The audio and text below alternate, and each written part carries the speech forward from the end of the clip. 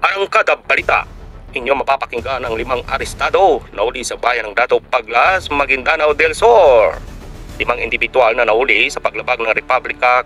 9165 o pinagbabawal na droga at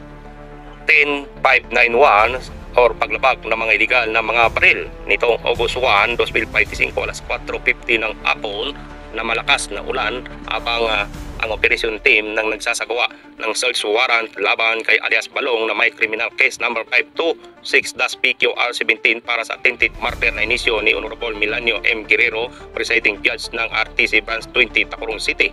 Pagdating sa target na lokasyon sa Barangay Katil, bumungad sa kanila ang 5 individual na nagpaksisyon o gumagamit ng droga at tumangka pa itong lumaban sa pinagsanib persa ng iba't ibang unit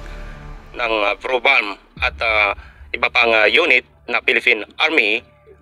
ay kabilang si Police Lieutenant Colonel Vance Pilario, Mobile Commanding 2nd Provincial M Forces, Police Major Vicente Ong bilang AP ng Police Intelligence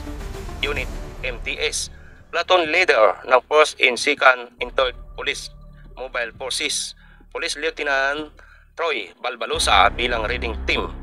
2nd Lieutenant Raymond M. Tumundo bilang platoon leader ng 22 Mechanized sa ilalim ng pangasiwa ni Brigadier General Omar Orozco ng 1st Brigade. Kabilang na rin ang ating nasaksihan ang ating kapulisan na Police Highway Patrol Sultan Kudarat Region 12 habang nagsasagawa ng hindi sinasadyang pag-aresto at nagresulta sa pagkabawi ng sumusunod na item: isang head sachet na plastic sachet na pinaginilaan shabu, 3 lighter at 2 toter at isang aluminum foil at isang digital na wired charge, isang unit ng 1 M16 na rifle na may serial number RP 258526, 2 pirasong 5.6mm machine gun at isang on-made improvised BOC, isang Uzi machine gun, 2 single shot improvised pistol,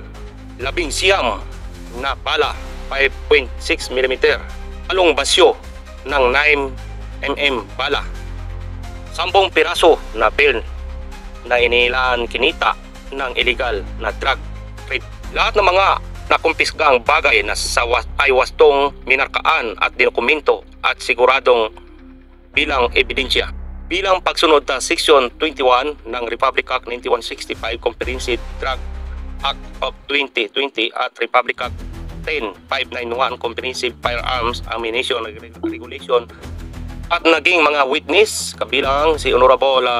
Osminia Mulit bilang Barangay Chairman ng Barangay Katil at 3 media lokal.